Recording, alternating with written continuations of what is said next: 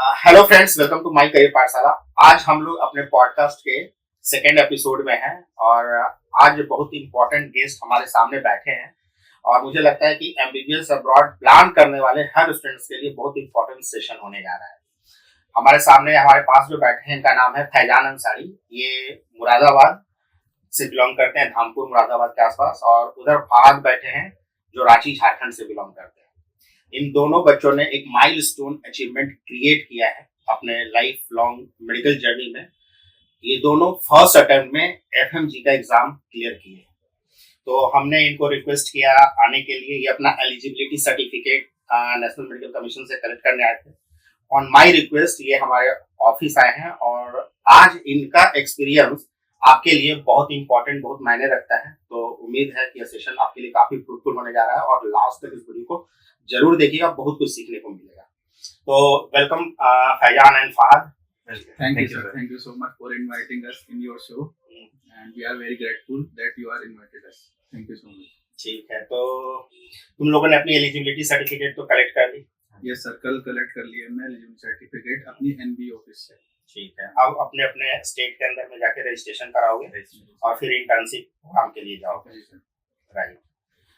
काफी खुशी होती है, मतलब बीइंग अ कंसल्टेंट और तुम लोग का जो एडवाइजर होने के नाते, कि जब बच्चे कुछ करके और वो भी फर्स्ट अटेम्प्ट में, और वो भी मेरे ख्याल से सीआईएस कंट्रीज, तो एक चैलेंज रहा है। अच्छा, तुम ये बता दो बच्चों को कि तुम लोगों ने कहाँ से एमबीबीएस किया है और कौन सी कंट्री से किया है? तो मैं बताना चाहता हूँ कि मैंने MBBS Kazakh national medical university Almaty Kazakhstan से किया है, और जो 5 साल का कोर्स है वहाँ पे, क्योंकि मेरा 2019 बैच है, 2019 से 2024। बट अभी तो 6th ईयर का हो चुका है वहाँ, लेकिन मेरे 5 साल का ड्यूरेशन है। 2021 ऑनवर्ड्स, 21 ऑनवर्ड्स के बाद जब गवर्नमेंट ने रूल चेंज किया है, तो अब हर कंट्रीज के सिलेबस 6 ईयर हो गया है। लेकिन आप लोग पहले 2019 वाले बैच में थे, राइट? हाँ, तो उस वक्त जो भी बच्चे ट्रेवल किए तो उस वक्त कोर्स का ड्यूरेशन 5 ईयर्स ही होता था। इंटर्नशिप आपको यहीं पे आके करनी है, ठीक है?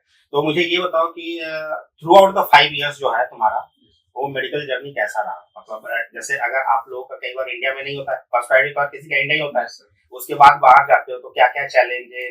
क्योंकि हर एक जाने वाले बच्चों के लिए ये जानना बहुत क्यूरियस होता है। सर, जब इंडिया में नहीं हो पाया तो मतलब क्वालिफाई तो हो गया था, नंबर भी ठीक ठाक थे, लेकिन मेरिट लिस्ट में नाम नहीं आ पाया था। तो सडनली मैं यूट्यूब देख रहा था तो मुझे आपका चैनल दिखाई दिया, माय करियर पाठशाला। तो मैंने काफ़ी सारी वीडियोस आपकी देखी, तो उसमें मुझे लगा कि ये मतलब जेन्युइन है, कुछ ऐसा नहीं है इसमें। 1-2 एजेंट से मेरी बात और भी चल रही थी, बट मैं उनसे सेटिस्फाइड नहीं हो पा रहा था। तो फिर मुझे आपका नंबर मिला, मैंने आपसे कॉन्टैक्ट किया, काफ़ी मतलब हमारी बातचीत चलती रही, आपने अच्छे से गाइड किया, सब कुछ किया। बट फिर आपने सजेस्ट किया स्टार्टिंग में मुझे कि एक काम करो, आप जो है स्पेंड ईयर हो कजाक नेशनल को देख लो एक बार, उसमें 5 ईयर का कोर्स है। तो फिर मैंने अपने पेरेंट्स से सजेस्ट किया उनको कि सर ऐसा बता रहे हैं, तो फिर आपसे मतलब बातचीत हुई, आपने फिर वही सजेस्ट किया मतलब। और वहाँ जाने के बाद भी मतलब ये काफ़ी अप्स एंड डाउन्स आए सर, वो फर्स्ट ईयर में, सेकंड ईयर में, थर्ड ईयर में, क्योंकि नया था, मैं तो फर्स्ट टाइम निकला था अब्रॉड के लिए। काफ़ी सारे अप्स एंड डाउन्स आए, लेकिन बस फर्स्ट ईयर में फिर मेरे फ्रेंड मिले फहद, एयरपोर्ट पे हमारी फ्रेंडशिप हो गई, तो ये साथ मिले थे मेरे वहाँ, तो बस हमारा चलता रहा। तो फहद, जो वहाँ पे जो मेडिकल जर्नी, जो एमबीबीएस के सिलेबस हैं और जो इंडिया में जो पढ़ रहे होते हैं, उसमें कितना डिफरेंस आप लोगों को मिलता है? मतलब बहुत मेजर चंक ऑफ डिफरेंस है या फिर everything is same? Everything is same, syllabus same है, और यहाँ तक कि आप जब लाइब्रेरी जाओगे तो वहाँ पर भी बुक्स आपको इंडियन ऑथर्स के ही देंगे। वो समझ जाते हैं कि इंडियन स्टूडेंट आएंगे, सिर्फ इंडियन ही नहीं, पाकिस्तान और कुछ ईरान वगैरह के भी स्टूडेंट्स होते हैं कोई, तो वो लोग भी इंडियन ऑथर्स के ही बुक पढ़ते हैं। तो सिलेबस सेम है, बुक सेम है, एवरीथिंग इज सेम। और टीचर्स भी कोई जैसे मेडिसिन के टीचर्स आएंगे तो वो लोग भी पढ़ाएंगे हैरिसन वगैरह, जो यहाँ पे स्टैंडर्ड बुक्स मानी जाती है यहाँ के कॉलेजेस में। तो यहाँ के कॉलेज और वहाँ के कॉलेज में कुछ भी डिफरेंस नहीं है। टीचर्स, आई थिंक हमें तो ये लगता था कि वहाँ के टीचर ज़्यादा ध्यान देते हैं ईच बच्चों पे, है ना? तो सब्जेक्ट्स अलग अलग वेरी करता है, बट अगर आप सीख सको, अगर आप टीचर के अंदर से वो इन्फॉर्मेशन निकाल सको ना, तो आप निकाल लोगे। बाकी पीपीटी जैसे यहाँ पढ़ाते हैं कॉन्फ्रेंस हॉल में, वहाँ पर भी सेम है, सब कुछ सेम है, क्लासेस भी सेम है। बच्चे ज़्यादा आप चाहो आप पूछोगे तो टीचर्स भी हेल्प करेंगे। तो ऐसा नहीं है कि वहाँ पे कुछ भी अलग है या फिर यहाँ पढ़ाते ज़्यादा हैं, यहाँ के बच्चों को ज़्यादा होता है, वहाँ पे बच्चों को कम होता है, ऐसा कुछ नहीं है। ये स्टूडेंट्स पे डिपेंड करता है कि वो कितना ग्रास्प कर पाएंगे, कितना ज़्यादा इंटरेस्टेड है, वो आप पे डिपेंड करता है। अच्छा, आप लोग को लगता है कि यूनिवर्सिटी का सिलेक्शन एक मेजर फैक्टर होता है जो बाहर की यूनिवर्सिटीज का चुनाव करते हैं, सिलेक्शन करते हैं? मेरा ये कहने का मतलब है, मैं ये पूछना चाहता हूँ कि इंडिया में जैसे बहुत सारे बच्चे जाते हैं तो किसी भी यूनिवर्सिटी में कोई भी गाइड करके लेके चला जाता है, और कई बार एक जैसे आप इंडिया में होते हो तो हर स्टूडेंट का एक चॉइस होता है कि वो टॉप लेवल की यूनिवर्सिटीज का सिलेक्ट करें। बाहर में भी जब आप गए तो आपको लगा कि जो कजाक नेशनल यूनिवर्सिटीज है या XYZ बाहर की और भी जो यूनिवर्सिटीज है, तो यूनिवर्सिटी सिलेक्शन एक मेजॉरिटी इम्पोर्टेंट रोल प्ले करती है, ऐसा लगता है? हाँ सर, सिलेक्शन जो है वो सबसे मेन इम्पोर्टेंट रोल है। अभी जब अब्रॉड बच्चे जाते हैं तो वे सोचते हैं कि अब्रॉड तो जाना ही है, इंडिया आके MCI देना है, तो वहाँ क्या पढ़ना, अपनी इंडिया के लिए पढ़ाई करनी है, हमें कोई भी ऑनलाइन प्लेटफॉर्म को चूज कर लेते हैं और पढ़ना शुरू स्टार्ट कर देते हैं। लेकिन कॉलेज सिलेक्शन सबसे इम्पोर्टेंट ये है कि वहाँ पे भी जो कॉलेज, काफ़ी सारे कॉलेज ऐसे हैं जैसे हमारा कजाक नेशनल है, वो काफ़ी अच्छे से बच्चों पे ध्यान देते हैं। अगर वहाँ मतलब जैसे हमारे टेस्ट होते थे और 50% से ऊपर हमें लाना होता है टेस्ट के अंदर, अगर किसी बच्चे के 49 मार्क्स भी हैं तो एक नंबर को कभी मतलब एज ए रिक्वेस्ट करके भी नहीं बढ़ा सकते हैं। अगर बच्चा फेल है तो फेल है, और अगर आप पास हो तो आपको कोई फेल भी नहीं कर सकता, वहाँ पे ऐसा सीन होता है। तो कॉलेज सिलेक्शन मतलब बहुत इंपॉर्टेंट है। ये सोचते हैं, कोई भी एजेंट बोल देता है कि मतलब आप वहाँ चले जाओ, यहाँ चले जाओ, पढ़ना तो आपको एट द एंड में इंडिया के लिए है, लेकिन वो 5 साल में जो आप छोटे छोटे माइनर चीजें करोगे तो वो एक बड़ा डिफरेंस पैदा करती है। तो उसके लिए progressive growth is very important. अच्छे कॉलेजेस आपको फील भी होता है ना कि आप मेडिकल कॉलेज में आए हो पढ़ने, वो फील नहीं होता कि आप यूनिवर्सिटी में आए पढ़ने की, बस एक बिल्डिंग है 4 मंजिला, आप जा रहे हो आ रहे हो, जा रहे हो आ रहे हो, वो एक फील आनी चाहिए कि आप जा रहे हो, वाकई में आप जो चीज पढ़ने आए हो आप उस जगह पे हो। जैसे वहाँ छोटे छोटे टॉपिक होते हैं, जैसे कार्डियोवास्कुलर हो गया, रेस्पिरेटरी हो गया, तो वो हमें मतलब 2 दिन पहले 1 दिन पहले बोल देते हैं कि आप ये प्रिपेयर करके आओ। तो जब हम उसको करते रहते हैं तो जब हमें पता भी नहीं लगता हमारे इंडिया सब्जेक्ट के लिए भी हम प्रिपेयर कर रहे हैं, तो उसमें हमारा जैसे मेडिसिन स्टार्ट होता है, ऑर्थोपेडिक्स भी स्टार्ट हुआ, पैथोलॉजी, फार्माकोलॉजी, तो हम धीरे धीरे इसको सब्जेक्ट को फिर हमारा इंडिया के लिए भी तैयार हो जाता है। तो जब हम इंडिया एग्जाम के लिए प्रिपेयर करते हैं तो हमें लगता है कि यार ये तो हमने कॉलेज में पढ़ा है, हमने तो इसका वाइवा भी दिया है, हमारा तो इसका मिड टर्म भी हुआ था। तो कॉलेज सिलेक्शन भी बहुत इंपॉर्टेंट रोल प्ले करता है। हाँ, मतलब ये एक बहुत इम्पोर्टेंट कंसर्न है। यहाँ जो इंडिया में एक वेव आया हुआ है कि कहीं से भी एडमिशन ले लो, आपको पढ़ना है। यूनिवर्सिटी का डिसिप्लिन, फैकल्टी का स्टैंडर्ड, इंग्लिश स्पीकिंग फैकल्टी, और मैं ये तो कहूँगा कि एक चैलेंज है कि क्लिनिकल वाले सेगमेंट में आपको शायद इंग्लिश टॉट फैकल्टी की कमी होती है, लेकिन कई सारे यूनिवर्सिटीज में ये है और वो एक मेजर इंपॉर्टेंट रोल प्ले करता है। यूनिवर्सिटी में फैकल्टी का, इंग्लिश फैकल्टी का इंपॉर्टेंट रोल है या नहीं है, ये बताओ। सर, इंग्लिश फैकल्टी का बहुत बड़ा इंपॉर्टेंट रोल है, क्योंकि वहाँ पे जब हम हमारी क्लिनिकल क्लासेस लगती हैं 4th ईयर में 5th ईयर में, तो वहाँ पे कुछ डॉक्टर ऐसे हैं जिनको इंग्लिश नहीं आती है काफी सारी यूनिवर्सिटीज में। बट अगर आपको इंग्लिश नहीं आएगी तो आपको पेशेंट का डिस्क्रिप्शन कैसे दे पाएंगे? क्योंकि जैसे हमारा कजाक नेशनल में मैक्सिमम सारे HODs हो गए, प्रोफेसर हो गए, उनको सबको इंग्लिश आती है। तो वो हमें बताते थे, जैसे कोई मतलब हार्ट अटैक का पेशेंट आया या किसी को रेस्पिरेटरी प्रॉब्लम हो गई है, किसी को GIT की प्रॉब्लम है, तो सर हमें डिस्कस करके, मैम हमें डिस्कस करके बताती थी कि इसको ये प्रॉब्लम है, ये प्रॉब्लम, हम इसको ये मेडिसिन दिया। हम उसकी थीसिस भी लिखते थे, बाद में एक हिस्ट्री बना के मतलब प्रेजेंट करना होता था हमें। तो वो एक बहुत इंपॉर्टेंट रोल प्ले किया उसमें। तो फिर हमें पेशेंट के, ये तो मानना पड़ेगा सर कि पेशेंट एक्सपोजर इतना नहीं देते हैं वो लोग, क्योंकि अब्रॉड में इन्फेक्शियस डिजीज नहीं है जितनी इंडिया में है। इंडिया में तो हॉस्पिटल भरे पड़े पेशेंट से, वहाँ पे सीवियर डिजीज ज्यादा होती है, कैंसर ज्यादा होता है, हार्ट अटैक की डिजीज ज्यादा है, डायबिटीज ज्यादा है। वहाँ पे नॉन कम्युनिकेबल डिजीज ज्यादा होती है, इंडिया में कम्युनिकेबल डिजीज ज्यादा है। तो वो थोड़ा इम्पोर्टेंट रोल प्ले करता है। बहुत इंपॉर्टेंट डिस्कशन हम लोग कर रहे हैं, और इस तरह की इंफॉर्मेशन मुझे लगता है कि फर्स्ट टाइम इंडिया में किसी यूट्यूब चैनल पे बच्चों को सुनने को मिल रहा है, वरना आज तक सिर्फ यूनिवर्सिटी, फीस और स्ट्रक्चर, इससे ज्यादा कुछ देखने को बीइंग ए स्टूडेंट उनको पता होना चाहिए कि कहाँ क्या मिल रहा है और कहाँ क्या देख रहे हैं। अच्छा, मुझे एक और बात बताओ फहद, तुम बताओ कि तुम तो कजाकिस्तान में पढ़ रहे थे, ठीक है, और बहुत सारे बच्चों का ट्रेन है रशिया जाने का, तो कजाकिस्तान और रशिया के यूनिवर्सिटी और एजुकेशन सिस्टम में, क्योंकि आप जब पढ़ रहे होते हो दोनों लगभग एक ही तरह की कंट्रीज है, कई सारे बच्चे आपके रशिया में पढ़ रहे हो, क्या डिफरेंस तुमको नजर आता है दोनों देशों में? मेरे मेरे कॉन्टेक्ट्स में जितने भी रशियन फ्रेंड थे, तो मुझे सिलेबस में और टीचर्स में और वहाँ के कल्चर्स में ज़्यादा डिफरेंस लगा नहीं। Everything is same. यहाँ तक कि ट्रांसपोर्टेशन से लेकर के फूड से एजुकेशन, यहाँ हमारा ट्रांसक्रिप्ट जो सिस्टम आता है, जैसे एक पेपर में ट्रांसक्रिप्ट दिया जाता है, वहाँ पे भी वैसे ही आपको अपडेट मिलेंगे। जैसे आपका सारा रिकॉर्ड्स ऑनलाइन सेव होगा, आप उस पर आप अपना नंबर्स देख सकते हो, कैसा ग्रेडिंग है, कितना जीपीए है, सेम चीज़ वहाँ पे भी है। तो ऐसा कुछ डिफरेंस है नहीं। और यहाँ पे भी अब 6 इयर्स हो गए, वहाँ पे भी 6 इयर्स हो गए, तो दोनों सेम ही है। लेकिन अगर वेदर का इशू है कि नहीं मुझे एलर्जीज हैं ज़्यादा ठंड से, ज़्यादा ही ठंड से, तो उनके लिए कजाकिस्तान बेटर ऑप्शन है, क्योंकि कम ठंड है एज कम्पेरिजन टू रशिया। बाकी अदरवाइज एजुकेशन, फूड, ट्रैवल सब सेम है। और लैंग्वेज, मतलब तुमको कजाकिस्तान में क्या लगता है, रशियन बोलने वाली पॉपुलेशन है उधर? हाँ, लैंग्वेज में हमें कोई ऐसी दिक्कत नहीं है रशियन में। आप मतलब फर्स्ट सेकेंड ईयर तक आप इतना सीख जाओगे कि आपका चल जाता है। आप कन्वर्सेशन कर लो कि जितना आपको चाहिए, नीड है। ओके। अच्छा, मुझे ये बताओ कि जैसे जो पढ़ाई का जो स्टडी का सिनेरियो है, जैसे इंडिया में ठीक है 19 मेडिकल सब्जेक्ट्स है, तो उसको ईयर वाइज के हिसाब से सब्जेक्ट्स डिवाइडेड है। बाहर की ज्यादातर यूनिवर्सिटीज में ईसीटीएस मॉडल की बात की जाती है। हाँ sir, electronic credit transfer system के हिसाब से पढ़ाया जाता है, तो उसमें क्या तुम बताना चाहोगे? सर इंडिया में जो है सब्जेक्ट वाइज चीजें होती हैं, लेकिन अब्रॉड में क्या है कि आपको क्रेडिट पूरे करने होते हैं।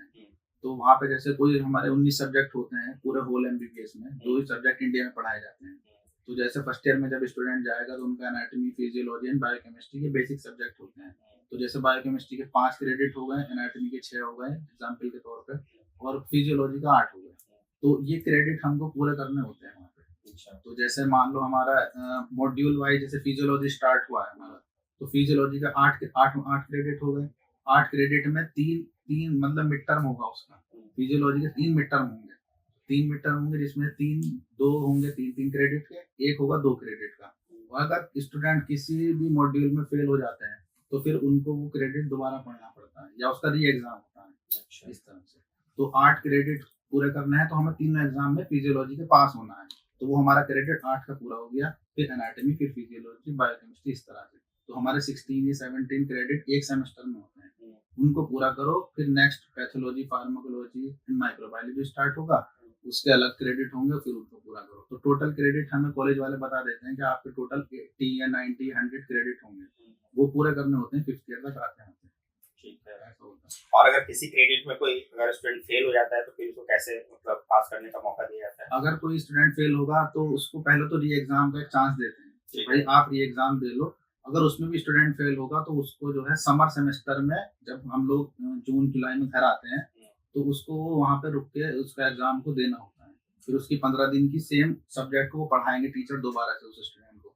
हो सकता है ये स्टूडेंट हमारा वीक रहा हो किसी सब्जेक्ट में, तो उसकी 15 दिन एक्स्ट्रा क्लास होगी, फिर उसका री एग्जाम होगा उसमें, तो मैक्सिमम बच्चे फिर उसमें पास हो जाते हैं। एक तरीके से बहुत अच्छा और सपोर्टिव मॉडल है कि अगर जो बच्चा लैग कर रहा है तो वो ठीक है, आप छुट्टियों में घर मत जाइए, उतने दिन आप वहाँ पे स्टे करके आपको फिर से फैकल्टी पढ़ाएगी और उसको प्रिपेयर करके आप एग्जाम दे करके पास करेंगे। सर बिल्कुल ऐसे होता है। दूसरा ये होता है कि मॉड्यूल वाइज स्टडी वहाँ पर होती है, जैसे कि एक दूसरे से सब्जेक्ट कनेक्टेड होते हैं, क्योंकि ह्यूमन बॉडी तो एक ही है सर।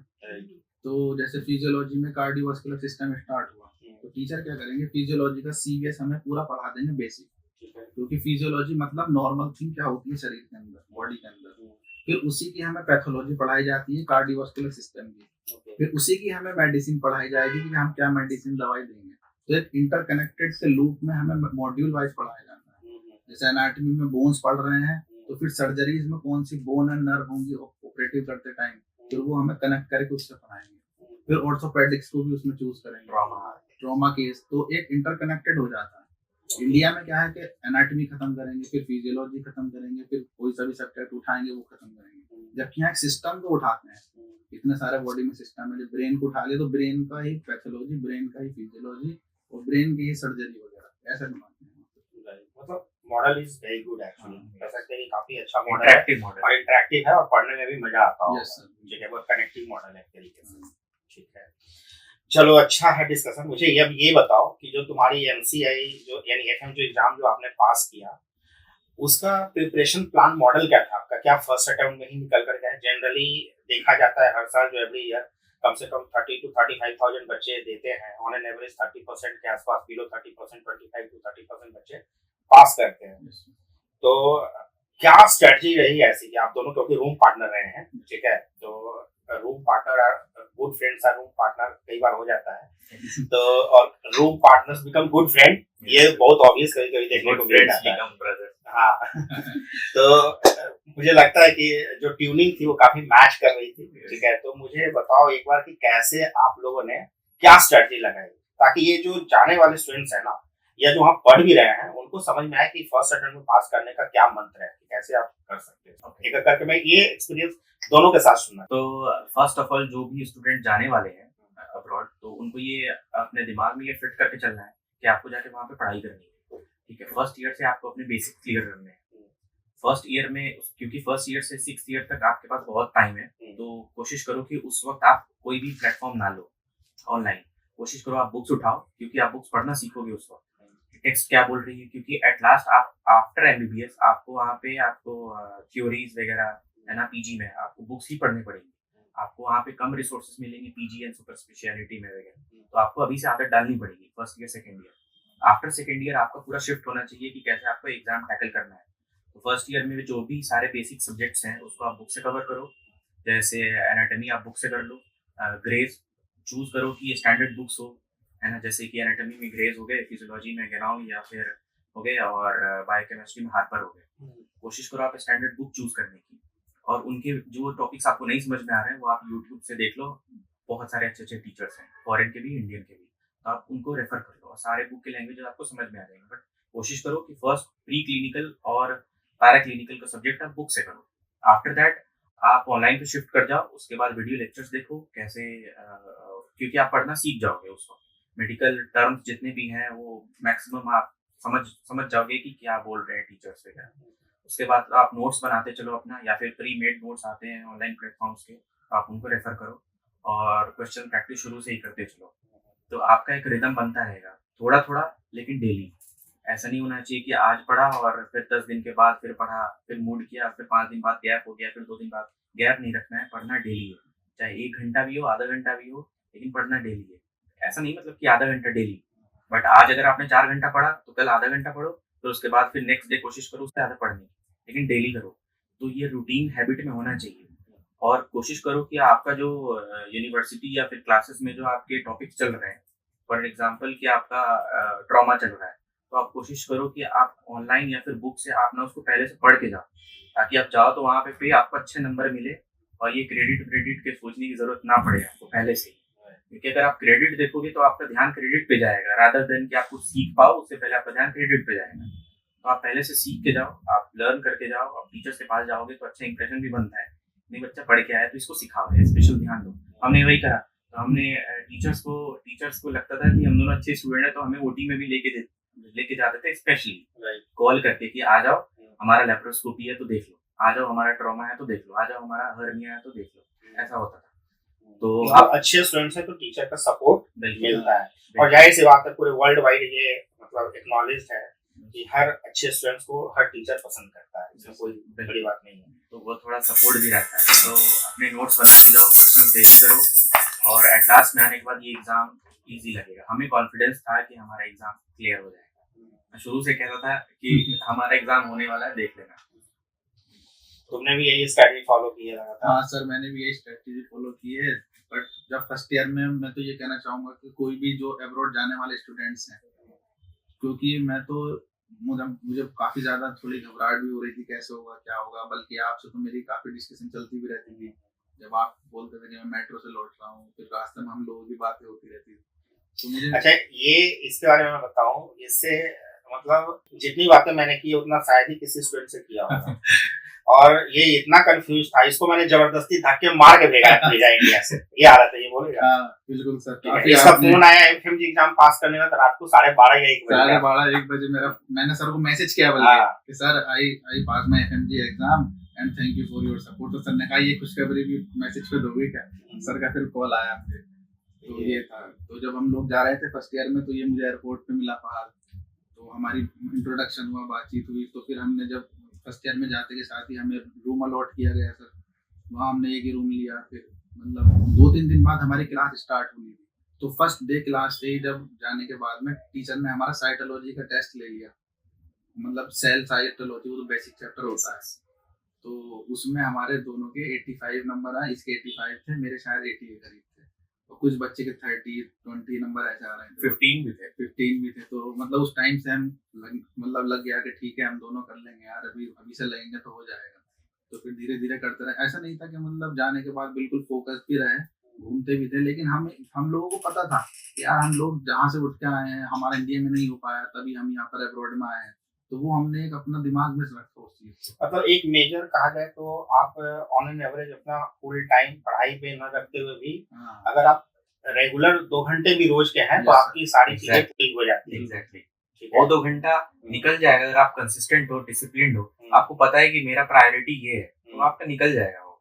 लेकिन आप ध्यान में रहोगे क्लबिंग में, पार्टी में, कि मेरे को घूमना है ये सब, तो फिर वो ये चीज पॉसिबल है नहीं। दूसरा मैं ये कहना चाहूंगा कि जब भी आप लोग अब्रॉड जा रहे हैं अब्रॉड, तो अपने दोस्त को मतलब अपनी संगति आप किसके साथ रहेंगे वो मेन इम्पोर्टेंट रोल प्ले करता है। क्योंकि हमारे साथ अब्रॉड में काफी लड़के ऐसे भी थे जो जिनके मतलब ठीक नहीं थे हाल, तो वो मतलब देख करके पैटर्न बन गया है ना कि बस चले जाओ, अब जा करके वो ड्रीम किसके लिए रियल है वो बहुत मायने रखता है, और उन्हीं का आकर के फिर यहाँ पे रिजल्ट होता है। जैसे एग्जामिनेशन हॉल में तुम लोगों ने बहुत सारे स्टूडेंट देखे होंगे जो कि मल्टीपल अटेम्प्ट्स वाले होंगे मेरे ख्याल से, कुछ ऐसा एक्सपीरियंस है तो बताओ। हाँ सर, जब मतलब एग्जाम हॉल में एंटर हुए तो थोड़ी नर्वसनेस तो सर रहती है, क्योंकि फर्स्ट अटेम्प्ट हमारा था, कभी ऐसा एक्सपीरियंस हुआ नहीं था इस एग्जाम के बारे में, बस सुना ही था या वीडियो पे हम देखते थे कैसा होता है क्या होता है।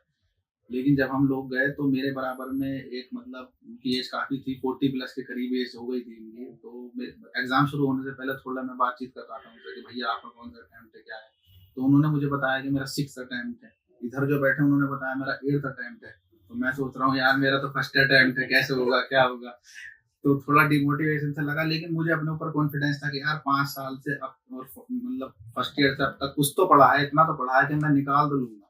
और जब मैं घर पे ग्रैंड टेस्ट भी देता था, DT भी देता था, तो मेरे उसमें काफी मतलब ठीक ठाक नंबर आ जाते थे, कभी 200 कभी 200 से कम भी आ जाते थे। तो मुझे लगता था कि यार इतने ही मेरे एक्चुअल एग्जाम में आने वाले हैं, तो ये तो नहीं था कि मैं फेल होऊंगा। बस थोड़ा लगता था कि यार इधर भी ये बैठे इधर भी ये बैठे, तो मैंने उनको ना फोकस करके अपने एग्जाम पर ही फोकस किया। सही बात है, तुम्हारे साथ भी ऐसा ही हुआ? मेरे साथ भी, मैंने उनसे बात नहीं करी एक्चुअली, क्योंकि वो वाइब आ जाते हैं आपके अंदर नेगेटिवली वाली, तो मैं बस सीलिंग देखने लग गया था, किसी तरह एग्जाम स्टार्ट हो, मैं अपना एग्जाम क्लियर करूं बस। और ये जो एक्सपीरियंस शेयर किया जा रहा है ना कि फर्स्ट अटेम्प्ट वाले, यही माई करियर पाठशाला पिछले 5-4 सालों से लगभग हर वीडियो में बताती आ रही है। मैं बताता जा रहा हूँ कि आप जब जाते हो बाहर फोकस होकर के, तो फर्स्ट ईयर से ही आपको किस तरीके से अटेंटिव होना है, आपको वहाँ के साइकोलॉजी में इन्वॉल्व नहीं होना है। कई सारे जो वहाँ सीनियर पहले बता देते हैं यार 4th 5th ईयर से एग्जाम स्टार्ट करना, प्रिपेयर करना, अभी पढ़ के क्या करोगे, फलाना डिमांड, किस तरह की चीजें आती है। वो बच्चे पता है क्या करते हैं, इंडिया में आते हैं और यहाँ गौतम नगर में फिर 3 साल प्रिपरेशन करते हैं। पता चला कि उनका जो है 7 ईयर्स 8 ईयर्स इस तरीके से, मैं झूठ तो नहीं बोल रहा हूँ, ये सीक्वेंस बनता है। तो you have to be very active, और पढ़ने की आदत बहुत इंपॉर्टेंट है। अगर आप MBBS अब्रॉड, आपको लग रहा है कि सिर्फ नीट क्वालिफाई करके चले जाएंगे और मौज मौज में सब कुछ निकल जाएगा, तो बहुत टफ है, क्योंकि आपने ऐसा प्रोफेशन सेलेक्ट किया है, क्योंकि इसमें एफर्ट्स इज वेरी इंपॉर्टेंट। क्या इस तरीके की चीजें तो है, कंसिस्टेंसी, आपको पढ़ना तो पड़ेगा, चाहे आप कहीं भी चले जाओ। अगर आपने मेडिसिन ब्रांच चुनी है तो आपको पढ़ना तो पड़ेगा। ठीक है, अब हम एक ऐसा सवाल पूछते हैं जो कि बाहर जाने वाले हर स्टूडेंट्स और हर पेरेंट्स के दिमाग में होता है, वो होता है सोशल स्टेटस का। ठीक है, जैसे इंडिया में नहीं होता है, बाहर जाते हो तो कई सारे रिलेटिव में दोस्त, आस पड़ोस वाले लोग पैर खींचने को तैयार रहते हैं, बाहर जा रहे हो, बाहर में क्या पढ़ाई होती है, वहाँ क्या कर लोगे, फलाना डिमांड, FMG के एग्जाम में पास नहीं होते, 10-10 बार बच्चे दे रहे। ऐसा फेस सिचुएशन किया है आप लोगों ने? एक्चुअली मैंने कभी कभार फेस किया है, बट यू नो जब आप बोलने लगते हो ना तो पता चल जाता है कि सामने वाला बेवकूफ नहीं है ना, कि क्योंकि मैक्सिमम स्टूडेंट ऐसे होते हैं, जब आप उनसे डिस्कस करोगे ना, फॉर एग्जांपल आप डॉक्टर बन रहे हो, तो रिलेटिव आपसे बात जरूर करेंगे, कुछ ये बता दो, ये रिपोर्ट दिखा दो, ये कर दो। तो हमने डिटेल में उनको बताया है, तो फिर उनको लगता था कि नहीं ये बंदा कुछ सीख के ही आया है। लगता है कि सारे स्टूडेंट्स एक जैसे नहीं होते, हमने सीखा, हमने देखा, तो उन लोगों ने फिर वो बात मान गए कि नहीं ये वैसा नहीं है। मतलब ये प्रॉब्लम एक्चुअली में आती है। ठीक है सर। ये है कि मतलब जब आप अब्रॉड जा रहे हो ना, तो ये सोच के जाओ कि मतलब हमें प्रूफ करना है सर। क्योंकि इंडिया आके अगर आप 5 साल कंप्लीट या 6 साल कंप्लीट कर भी लेते हैं तो आप 12th ही कहलाएंगे जब तक FMG नहीं होगा। क्योंकि ये सोच के उस डिग्री की कोई वैल्यू नहीं है until and unless you qualify the FMG। तो यही हमारे माइंड में था कि अगर हमको प्रूव करना है, क्योंकि एक तो मतलब इंडिया में नहीं हो पाया, एक तो ये प्रेशर रहता था, दूसरा ये था कि हमको प्रूव करना है सबको। तो वही कंसिस्टेंसी ये हमें मतलब किसी दिन पढ़ने का मन भी नहीं होता था, तो ये बातें सोच कर कि यार पढ़ना है कैसे होगा, इतना सारा कवर है, 19 सब्जेक्ट होते हैं, उनको फिर रिवाइज भी करना है, फिर उनकी MCQ की प्रैक्टिस भी करनी होती थी। तो ये था क्योंकि अच्छा ठीक है, तुम लोग के दिमाग में FMG एग्जाम के अलावा कभी गलती से भी USMLE या UK प्लान का मतलब कुछ खुमार चढ़ा ऐसा कि मतलब फॉरेन जो लाइसेंस का एग्जाम पेपर होता है प्लान और USMLE का, उसके प्रिपरेशन को, या तुम्हारे ग्रुप में ऐसा कोई बैच था जो प्रिपेयर कर रहा था उसके लिए? अभी भी प्रिपेयर कर रहा है। अच्छा। मेरा एक दोस्त है, तो वहाँ पे वो अभी इंटर्नशिप कर रहा है। आफ्टर दैट वो USMLE के लिए देगा। ठीक है। बट हमारा शुरू से फोकस था इंडिया का ही। हमने एक बार को सोचा था कि ऑस्ट्रेलिया का, बट आफ्टर दैट फिर वो थोड़ा सा लॉन्गर सम हो जाता, इसलिए फिर हमने इंडिया का सोच लिया। ठीक है, मतलब बच्चा चाहे तो USMLE UK प्लान के लिए जा सकता है, लेकिन हर का फार्मूला एक ही है, कंसिस्टेंट होना पड़ेगा right from the first day of your college. आपको क्योंकि आपको MCB अगर आपको देना है तो आपको तो उसके लिए भी एंट्रेंस होता है, तो उसके लिए भी तो आपको पढ़ना है उसके पैटर्न के हिसाब से। MCB क्या बोल रहे हो? AMC Australian medical council. ठीक है, तो काफी इंपॉर्टेंट डिस्कशन था, काफी चीज बच्चों को जानने के लिए मिला। मुझे लगता है कि काफी हेल्पफुल और हेल्दी डिस्कशन है ये। अच्छा फहाद और फैजान, अब एक लास्ट क्वेश्चन, वो बहुत इंपॉर्टेंट कंसर्न है, ठीक है, वो है इंटर्नशिप को लेकर के। कई सारे जो बाहर के जो कंट्रीज हैं जहाँ बच्चे जाते हैं, ठीक है, इवन इंडियन गवर्नमेंट जो नई रेगुलेशंस लेकर के आई है, उन्होंने इंटर्नशिप पे बहुत प्रेशर डाला है कि आप कहीं भी जाते हैं तो इंटर्नशिप करके आइए। तो जो इंटर्नशिप है उसके बारे में कुछ नॉलेज शेयर कर सकते हो कि जो फाइनल ईयर में इंटर्नशिप होता है, आप लोगों ने इंटर्नशिप तो किया नहीं है वहाँ पर क्योंकि आप 5th ईयर वाले प्रोग्राम में, लेकिन आप उस कंट्री से आए हो, उस यूनिवर्सिटी से आए हो, तो आपको वहाँ के इंटर्नशिप का मॉडल तो एटलीस्ट पता होगा, तो कुछ आप बताइए। तो सर इंटर्नशिप का वहाँ पर ऐसा हिसाब है कि जैसे काफी सारे स्टूडेंट जो थे हमारे बैच के ही 15-16 स्टूडेंट वहाँ पर अभी रुके हुए हैं। अच्छा। क्योंकि उनको USMLE देना है और प्लैब देना है, क्योंकि USMLE MD की डिग्री को एक्सेप्ट करते हैं, तो उनको इंटर्नशिप करना कंपलसरी है वहाँ पर। तो इंटर्नशिप का जो वहाँ पर फीस होता है, वो ट्यूशन फीस जितनी रहती है हमारी हर साल, उतनी ही फीस पेड करो और आपकी इंटर्नशिप स्टार्ट हो जाएगी। वहाँ पे इंटर्नशिप जैसे इंडिया में होता है कि अलग अलग डिपार्टमेंट में सेम ही हॉस्पिटल में लग जाता है, बट वहाँ पे ऐसा है कि आपके हमारे कॉलेज के काफी सारे हॉस्पिटल जो सिटी के अंदर हैं उनसे टाई अप होता है और उनके अंडर में वो चलता है। तो फिर बता देते हैं कि आज आपका इस क्लिनिक में जाना है, कल आपको 10 दिन बाद इस क्लिनिक में जाना है, 15 दिन बाद इसमें जाना है। तो वहाँ पे अलग अलग हॉस्पिटल में ही जाना होता है, डिपार्टमेंट नहीं होते वहाँ इस तरह से। तो बेसिकली ये कहना चाह रहे हो कि जैसे इंडियन कॉन्सेप्ट हमारे यहाँ पे क्या है कि एक ही हॉस्पिटल्स के अंदर में डिफरेंट डिपार्टमेंट है, सेम कैंपस है, उसी में रोटेशन बेस्ड इंटर्नशिप चलता रहता है हॉस्पिटल के अंदर।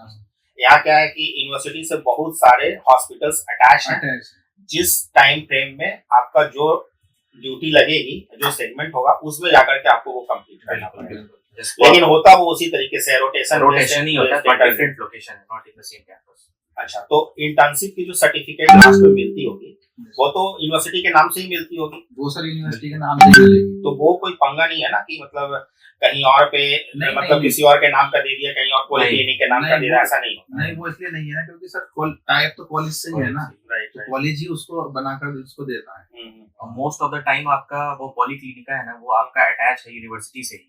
ओके। तो वो नंबर दिखा देगा, पॉलिक्लिनिका नंबर 1, पॉलिक्लिनिका नंबर 16, 2, 4 ऐसा ही, डिफरेंट लोकेशन। उसमें सर्टिफिकेट के अंदर सारी डिटेल्स होती है कि आपने इतने दिन इस डिपार्टमेंट में काम किया और इस हॉस्पिटल नंबर में काम किया, तो वो सारी डिटेल एक लिस्ट होती है उसमें, तो उसमें कंफ्यूजन वाली कोई बात नहीं रहती, ऊपर कॉलेज का नाम लिखा होता है। ठीक है, मतलब इंटर्नशिप का भी बहुत ज्यादा पंगा नहीं है। इंटर्नशिप एक इशू इसलिए था क्योंकि अभी तक जो बाहर बच्चे जाते थे वो इंटर्नशिप कंप्लीट करके नहीं आते थे, उनको एक ऑप्शन होता था यहाँ पे आके FMG का एग्जाम क्लियर कर लेते थे, और नहीं करते थे तो फिर वो इधर उधर ही काम चला लेते थे।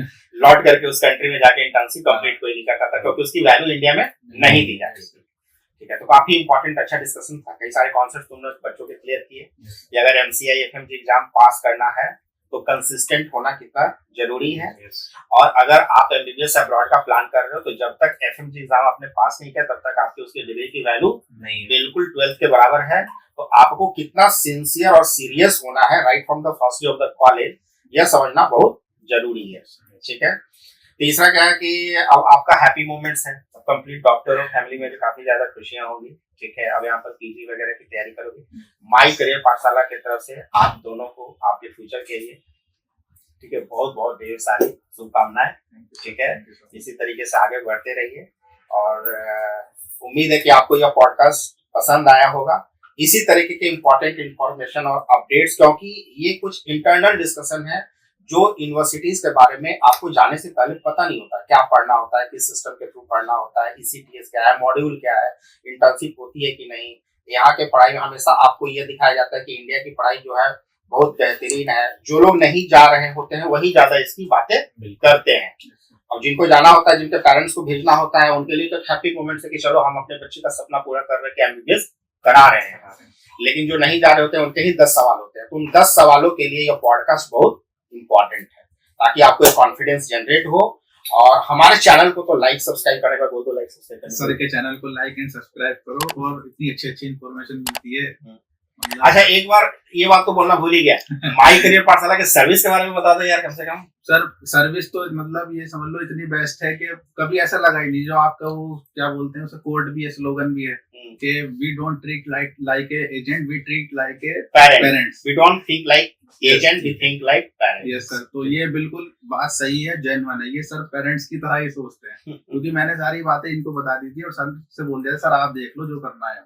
थैंक यू सो मच यार। और 5 years के ड्यूरेशन में कभी भी तुमने फोन किया हो और रिप्लाई नहीं मिला, ऐसा कभी हुआ? जैसे मैं करता था तो आधा घंटा, 1 घंटा या 1.5 घंटा का मिस तो हो जाता था, आप बिजी रहते थे, लेकिन आप रिप्लाई जरूर करते थे। ठीक है, कॉल करके मतलब हम लोगों ने जो service what we promise that be accomplished. ऐसा कभी नहीं हुआ कि बस एडमिशन करा दिया और स्टूडेंट चला गया, और भूल जाते हैं बहुत सारे। सर अभी भी अटैच हैं, और मैं आज जो बैठा हूँ सर ने इनवाइट किया, हम आज भी कांटेक्ट में हैं उसके लिए। Thank you so much, thank you for your feedback.